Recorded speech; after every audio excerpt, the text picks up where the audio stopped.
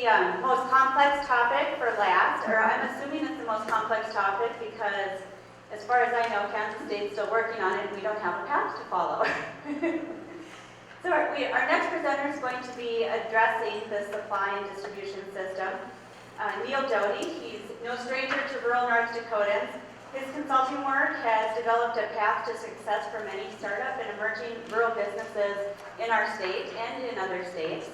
Located in Fargo, Neil is the president of NC Doty and Associates, which is a company that helps build organizations. He has been actively involved in business development since 1994. His broad spectrum of technical, financial, and operational knowledge and expertise for the successful planning and establishment of rural, agricultural, and agro-processing enterprises of all types. Neil has been involved in business investment and chief executive management roles with Global Electric Motor Cars in Fargo and Sunny Labs in Wapaton. He gained valuable business development and manufacturing experience as the director of product development for General Nutrition Corporation in Pittsburgh. We've been very pleased to be working with Neil on this project. I've had the opportunity to work with him on past projects that have been able to move forward, and he has a very good understanding of rural North Dakota and marketing and business development. And welcome, Neil. Thank you.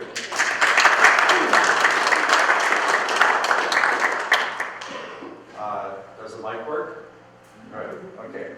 I appreciate coming here. This has been a very interesting day. And a lot of the topics during this breakout sessions and what David was talking about will fit right in with this presentation. On my trip down here, I was, of course, listening to the radio. And there was a story on the radio that I'd like to relate to you. There was a husband and wife who had to go to Florida, of course, from North Dakota, in the wintertime. So, due to unforeseen circumstances, they couldn't fly on the same day. The wife had to stay behind and work one more day. So the man flies down to Florida, and he gets to the airport, checks in the hotel, and he remembers he better notify his wife that he just got to Florida. So he thought he'd shoot her an email. So he got out his computer, and he addressed the email to his wife. The trouble is he got one letter off, and instead of sending the email to his wife, he sent the email to a recent widow who happened to be a pastor's wife. Her husband was passed away. And his email read, "My dear wife, I just got here. Looking forward to your arrival tomorrow. P.S. It sure is hot down here."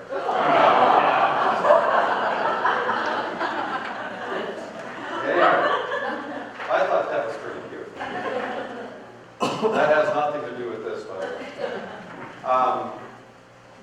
I'm excited about rural North Dakota. And the reason is it has all the right elements for the future. North Dakota is very unique in that it raises 46 different types of crops, has an emerging livestock industry, and in fact, being in the food business, we follow trends in the food business. One of the major trends is protein, and North Dakota is uniquely positioned to supply tremendous quantities of protein into the food system.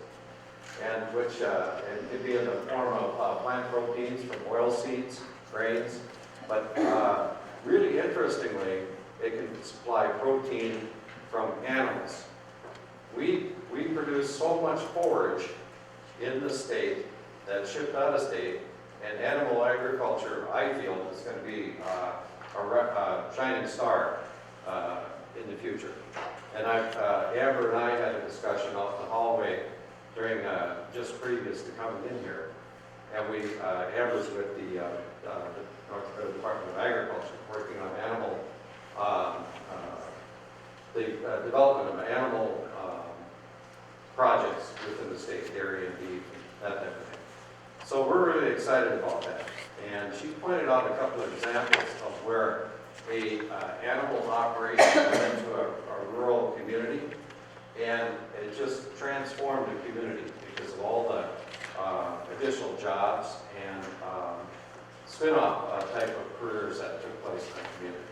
But anyway, we'll keep going forward here. So, grocery distribution. How come grocery distribution took place? Obviously, food preservation had a lot to do with freezing, canning, and then our unique thing in the United States, our interstate highway system really developed a great access to rural communities. These are grocery distribution categories. Now, when I talk about distribution here, you folks that are involved in operating grocery stores probably know more about distributors than I do because you deal with them every day. Me as a food manufacturer, I deal with them as trying to sell them something. You deal with them as trying to buy something from them. So we both come at it from, you might say, two different directions. These are the broad categories of grocery distribution. Broadline category, like a Supervalu or a Spartan Nash, they may have 60 to 80,000 items in their inventory or ability to get that. A narrow line grocery distributor usually has less than 20,000, and they usually specialize in some aspect, whether it be meats or it might be certain kinds of dry goods. Then there's the direct store delivery merchandisers. Now I was very interested in seeing during the breakout session how many suppliers some of you folks get on a weekly basis, whether it be Coke, Pepsi, bread, dairy, just a wide variety of direct store delivery, which is really encouraging. Then, of course, there's the convenience store distributors, who all started out with tobacco and candy, but then have now morphed into distributing other types of products. Then I'll talk a bit about food service distributors. Convenience store, I'm going to not take them in sequence, but convenience store distributors. Here are the primary folks that distribute in North Dakota. It's surprising how many convenience stores there are in North Dakota. I haven't counted them, but it seems like they're everywhere. And all of these distributors are competing with each other to deliver to those stores. Out of those, the big dogs are McLean, Core-Mart, Farner-Bach. The smaller regional distributors are on the bottom folks there. And in our discussions here, I heard this company talk about more than any of the other convenience store distributors. And I think that's primarily because Henry's out of Alexandria has adopted a philosophy of going after 3 markets, not just one. They do convenience stores. They also do grocery delivery, but they also do food service. So it's kind of unique, considering they only carry about 19,000 items. But, and just to show our hands, who here takes delivery from Henry's? So we got a few here. So it's interesting company. On food service distributors. Food service, these are primary food service distributors in our area. Cisco, of course, is the big dog. They have 125 distribution centers. They're like big warehouses all over the country. U.S. Food Service has 100. They've almost got merged this last year and a half. You folks all probably read about that. The merger did not take place. And the reason, nobody really knows the reason, but I think U.S. Foods is currently looking for another suitor to merge with or do something with. If you put Cisco and U.S. Foods together, they would control 25% of the entire food service distribution in the United States. So some folks say it's good that they didn't get together so that there's more competition. Food Services of America and Reinhardt Foods are part of a group that's called IMA, Independent Marketing Associates. That's a collective of 6 food service distributors that has a footprint across the entire United States. FSA is the northern tier down to, and on the west coast. There's Nicholas in the Los Angeles area, Shamrock in the Phoenix area, Maine's in Louisiana and the southern states, and I believe, and there's a couple of, another one, Merchants up in the northeast, then Reinhardt takes care of the Chicago area. So they cover the whole United States, and the takeaway from this whole presentation is, even though those distributors are huge, each one of them, what have they done? They got together so that when we as food manufacturers want to sell to these guys, we sell to the entire group because they can buy better from us manufacturers. That's a lesson to be learned by grocery stores, wherever they may be, that if you do things collectively or together in some sort of a group, you can usually get better terms, better buying terms. Another up-and-comer is Gordon Food Service. They're out of Grand Rapids, Michigan. I think they have 11 distribution centers. They are buying other distributors like crazy. I was just out to their headquarters in Grand Rapids, and it's actually in Wyoming, Michigan, outside of Grand Rapids. Beautiful building, looked like the Taj Mahal. They are a force to be reckoned with. I think they will be in this territory before long. You'll start seeing Gordon Food Service. They just bought a couple of large distribution companies in Texas. Upper Lake Foods is a smaller food service distributor in Bouquet, and you all know about Russ Davis. They have an operation in Jamestown, primarily fruits, vegetables, and some other commodities. They cover about 4 states around here, and quality meats and seafood on the West Fargo. Those folks, here's who their customers are. They do commercial food service. In other words, people that sell the food to customers. And those are the list of commercial food service. Or institutional food service, where food is served to people. They probably pay for it, but it's not a direct cash transaction during immediate consumption. And you can see that a food service distributor's got a real benefit in that in a community, if they roll into a community, they may have 3 or 4 stops, whereas a grocery distributor may only have 1 stop. A convenience store distributor may have 3 or 4 stops, but a grocery distributor usually only has 1 or 2 or 3 stops. And for a distributor, the more stops you can make and the more volume you can do in a closed area, the better off you are. So these food service distributors are quite efficient. And I would say that, and I heard that some of you folks do buy from food service distributors. And like on the meat side, I think, sure, you mentioned that, didn't you? Yeah. Here's some just some retail facts. As of 2014, 42% of all grocery sales were sold by non-traditional retailers. What do I mean by non-traditional?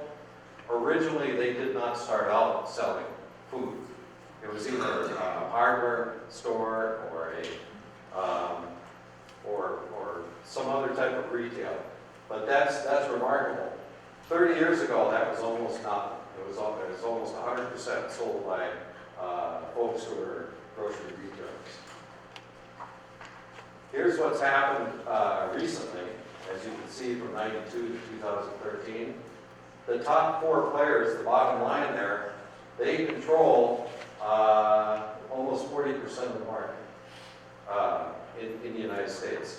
Now these figures are probably a little dampened down because the big retailers like Walmart and Costco don't like to report their numbers very, very well. So it's probably higher than that. But you can see that just a few folks dominate that market. And here's some non-traditional grocery retailers.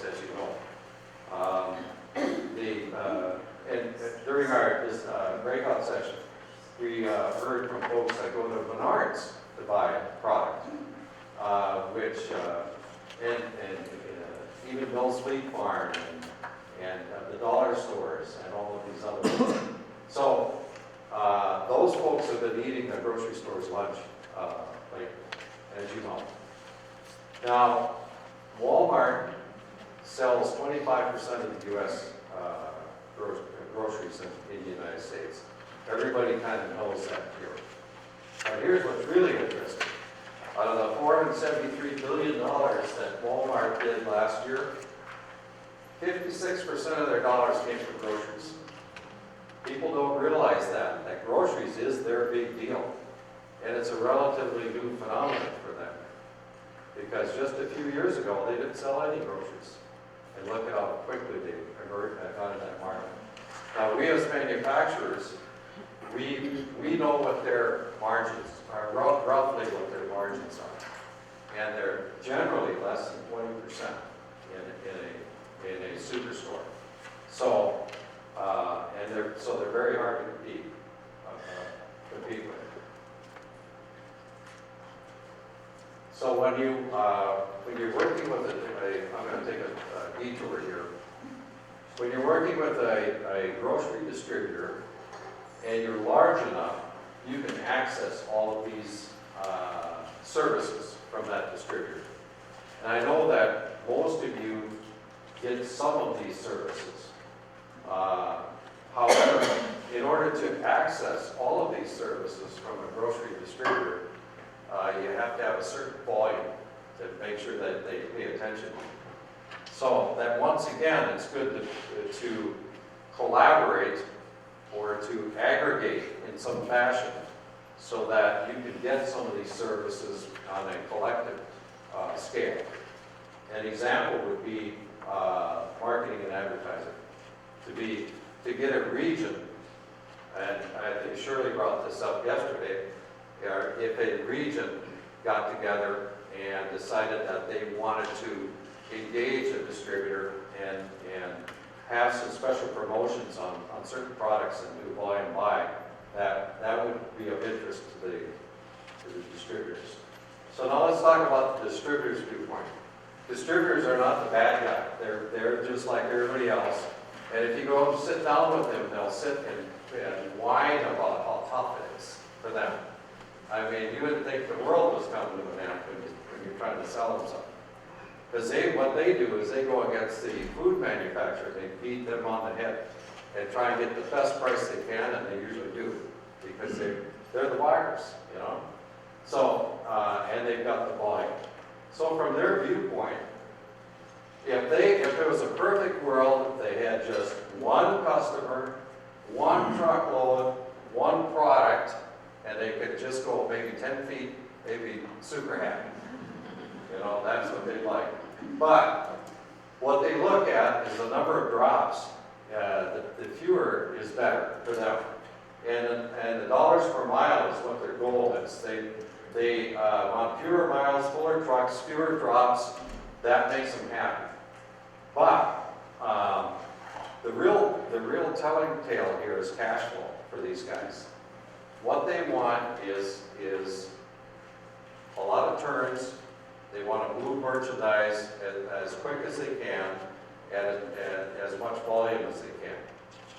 And in my humble opinion, I don't think the distributors understand the size of the market in North Dakota or in Kansas, right, David? They're so busy worrying about the flat tire of the truck that's in the ditch over here and the personnel problems and all of this stuff that folks have not taken the time to actually say, okay, here's an accurate picture of this entire market. Here's who these folks are. Here's what the collective volume is. Here's what the routes look like. And here are the groups that are looking at purchasing. And as a distributor, I would look at that and I go, wow, that's really interesting. I never knew that. How can we work together? Because as David said to a conversation with him, if the rural grocer goes away, that's lost opportunity for them. Right, David? I mean, that's never gonna come back. But if they know that and data is all important, information is all important. If this group can put together information and educate these distributors and show them how they can win and the rural grocer can win, then they can work together. So these guys are not the bad guys, if you talk to them, their life is terrible, the world has come to an end, we work too hard, and how can we work together? If you come up with some ideas and educate them as to the opportunity, they'll respond positively, in my opinion. So, here's what they worry about. The profitability per delivery per route. They're really interested in the revenue, their cost of goods, that's how they beat up us manufacturers. Their operational costs on a daily basis, how much volume they can get per delivery per route, and the product mix, of course. And they're really interested in the number of deliveries per route. They want to, travel time is kind of fixed, but if they can aggregate a number of drops on a route, they're really happy. And they're increasing their trailer size, if they can go faster and speed up the drop time, all of this stuff, that's their mindset. Cash flow and turns, that's what their goal is. So if you can put together information for them that answers what's in it for me, and that also benefits you, then you can work together as a team. So, interesting map. U.S. Grocery Distribution Center. Where's the biggest circle? Ohio, isn't it? Why is it Ohio? 1 day travel per truck gets to 70% of the U.S. population. That's why those big distribution centers are there. And look at poor little North Dakota. Well, we do have some distribution centers. You can see the Supervalu and Spartan Nash up there. But even Minnesota is not so big. But you can see Ohio, that's why all of those trucks come out of there. They cover that big, and they go way up to Canada too. So, here's, how many of you folks get deliveries from Supervalu? Anybody here? One. That's a telling tale. Because Supervalu, I think they deal mostly with their own stores, although they do distribute in other parts of the country to another 1,200 stores. But not so much up here. They deliver primarily to their own retail stores. You can see the brands of the stores that they control. Here's their map, and you can see where the distribution center in Bismarck and Fargo. But notice that they have distribution centers in other parts of the country as well. That's where the other 1,200 stores are in the Illinois, Indiana, down into the southeast and east coast. Spartan Nash, they're about half the size of Supervalu. Look at all the store brands that they control. Pretty interesting. I didn't know they had that many store brands. They also are, here we have Spartan Nash people, right? Spartan Nash? Yep, got a few more here. Since Spartan took them over, have you seen an improvement over the old Nash Finch days? Not really? About the same stuff? I don't think there was much improvement made. Really? They were pretty good from the get-go. They were, okay. That's our kind of our understanding. Yes. Well, what I was gonna say is, we're from now 3 different distributing centers. Yeah, you told me that yesterday. And every one is a problem different than the other one. Yeah. And that's why I say they're not any better. You started out with Minot, then you went to Rapid City, and then now you're in from Fargo. So they bounced you around. And you're with Tom again? New Lights. Then New Lights. But to caveat on that, we use Fargo and Sioux Falls. Mhm. There's 2 different centers. This Yep. one doesn't have. Ah, the other one okay. does. I got you. Yep. So anyway, it's, in the terms of distributors, pick your poison, right? I mean, but these distributors will compete when they know there's volume. But if there isn't volume, and cash flow, they won't. So here's their distribution map. And you can see that they are, ignore the red dots, but the green dots are where they're located. And you can see Spartan is actually out of Michigan. And then they merged with Nash, which is out of Minneapolis, or St. Paul. So you can see how that blended together. Mason Brothers. Who's Mason Brothers here? We've got a few. Yep. They're kind of a nice company as well. They're out of Wadena. They've got they're kind of a limited line, 90,000, delivered to eastern North Dakota, eastern South Dakota. And they'll be around for a while. They're pretty efficient, I think. Haven't heard too many bad things about them. And you see their trucks a lot. Okay, now we had that discussion of retailer-owned distributors. And this is where the grocery stores own the distributor themselves. And this organization has been around for a long time. They have 13 members. They control a lot of sales, 16 billion. Or retail sales is 42 billion. Yeah. So it's a big organization. And here's who they are. Look at all those guys. Topco is the biggest.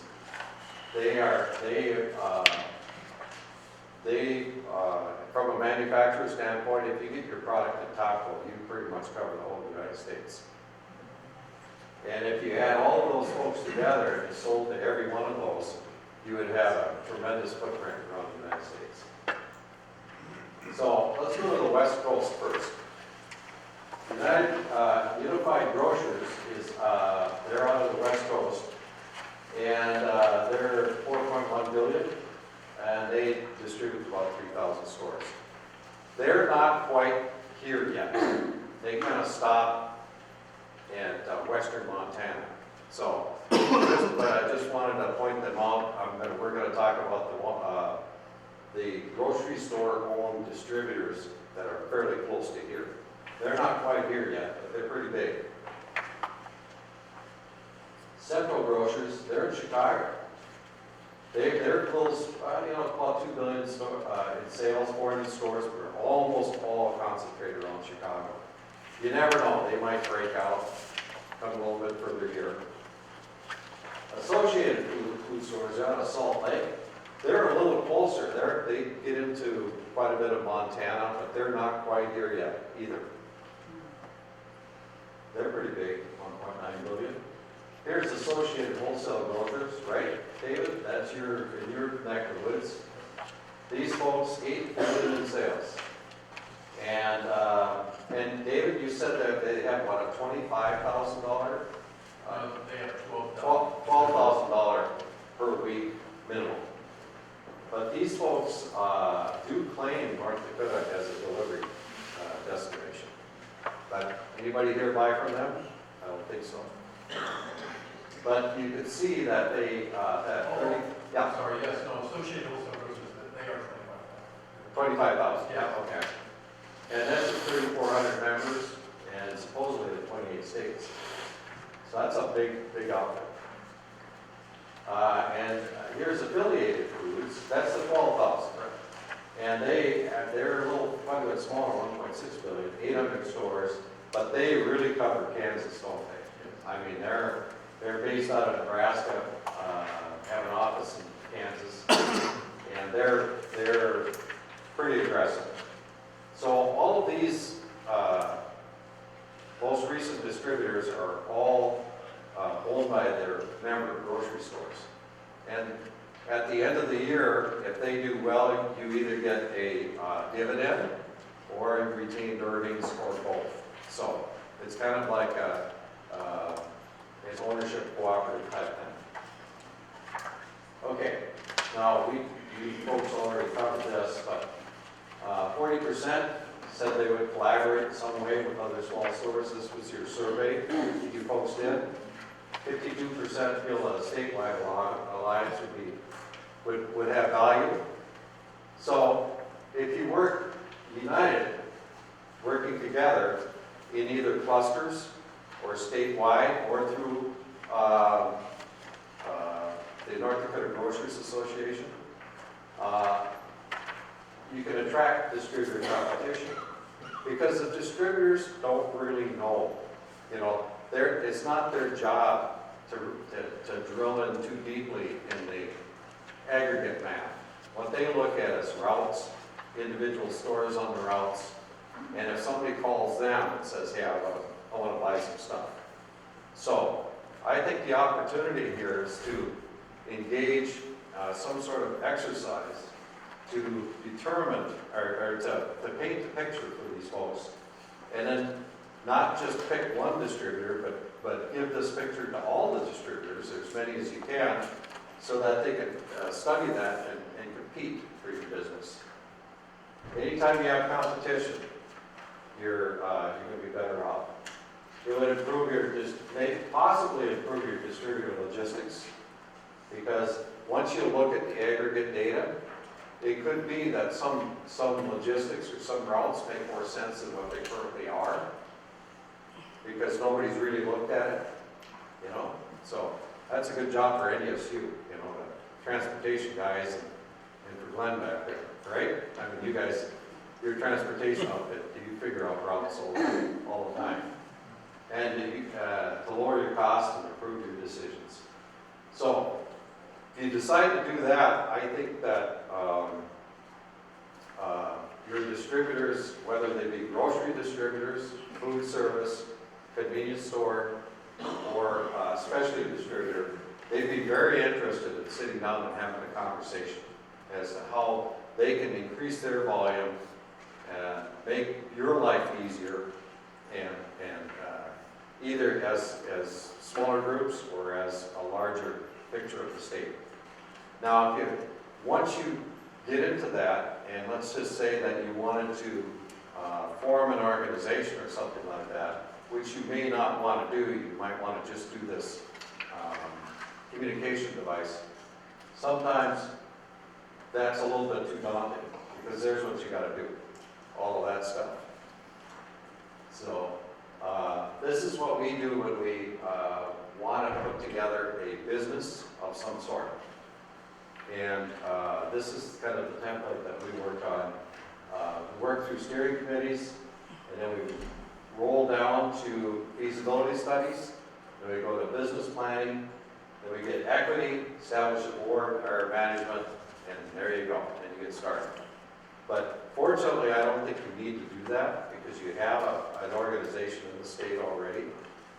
And as individual grocers in your region, you might want to look at getting together and taking a piece of the statewide data and then contacting your distributors, educating them as to what the volume is.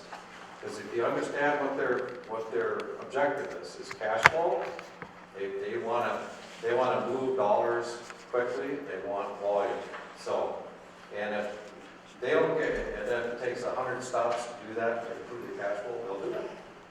If it takes one stop, they'll do it. So, but they don't know what's best for them without having data. So, with that, I'll open it up to questions. Yes. You know, sir, looking at this PowerPoint slide here, we found out the first 6 or 7 of those 3-4 years ago, we had a co-op meeting, and show of hands, who knows how to run a store? Well, all 5 of us never raised our hands. So we brought in, we called Nash Finch at the time. They not only answered our questions, they brought a team in. Good. I set up our store. Now they set it up to where how their sales are set sure. up. Yeah. But they said you do not absolutely have to use this format.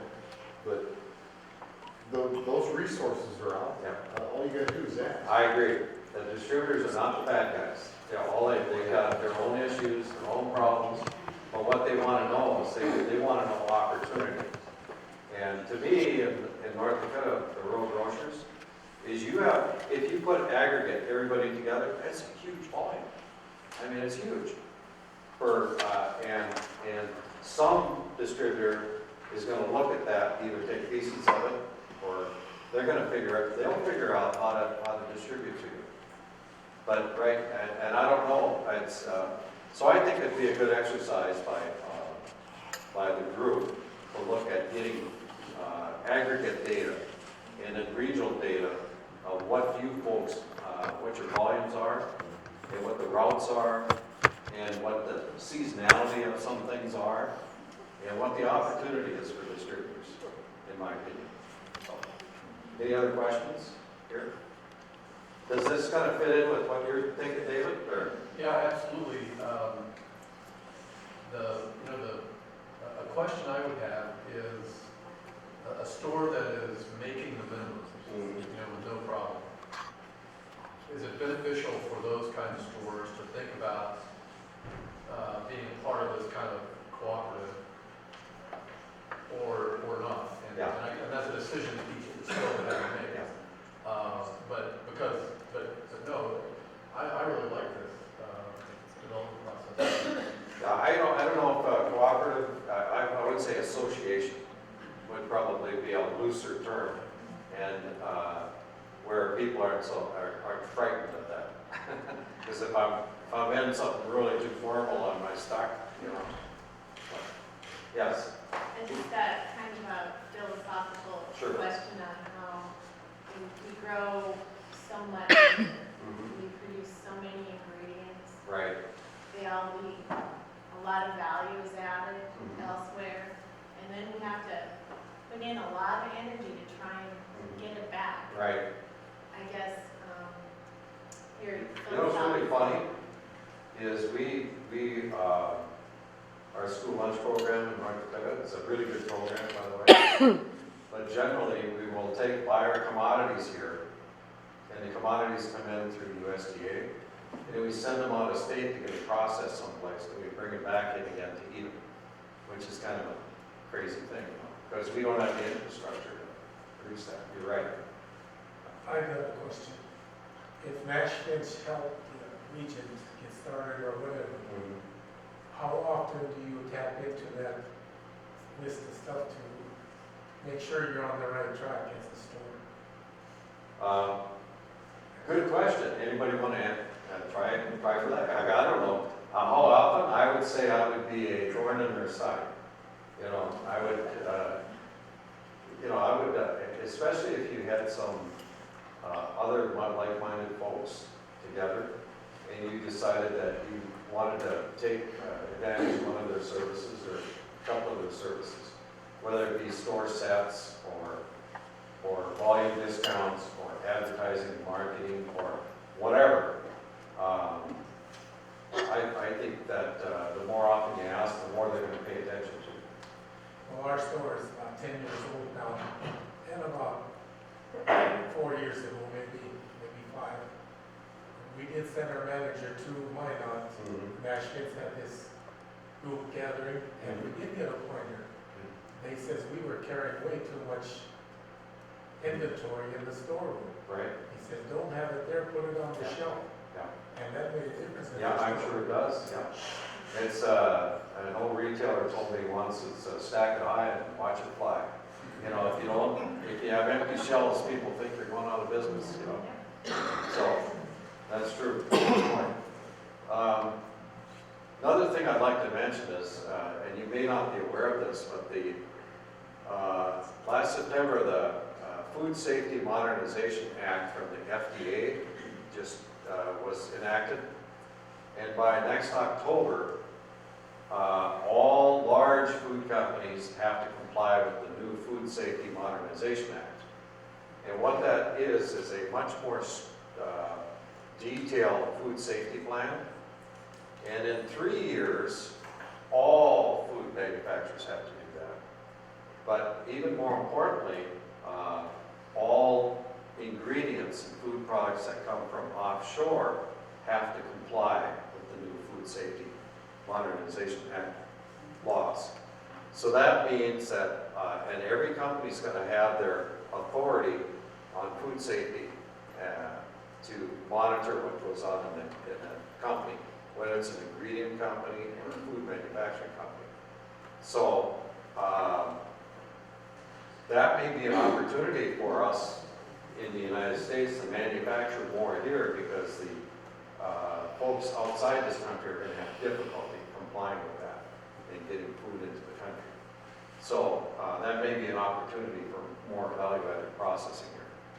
But from a food safety standpoint,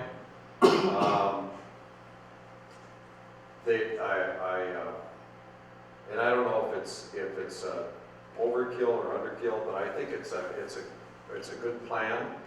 But there's going to be a lot of companies that are gearing up for this new regulation, and it's much more detailed. So you may read about something like that in your on the net or on the web, but it's not nothing to be scared of as grocers. Food safety modernization. You're actually going to probably end up with a lot better produce, a lot more safe food products, that type of thing. So just be aware that that's coming up. But is it gonna be more expensive too? It always is. Anytime you put more time and effort. Anytime I hear, yeah, it's a good program, Yeah. well, Yeah. guess what? That just means the Chances price are. just went up. Because that manufacturers, they're gonna, whatever that overhead is, they're gonna capture it. Any other questions for anybody here? So anyway, takeaway. Gather your data, get your information of the entire state, if you can. Impress upon distributors the volume and the opportunity that's available here. And have those conversations, whether it's through your state group that you join, or through regional activities. I think that the distributors will be very interested in hearing that, because they're always looking for opportunity, because they compete with each other. It's a wrestling match, so they all wanna do one up on one of the other guys. And you'll get some response from that, I'm quite sure. Okay, thank you.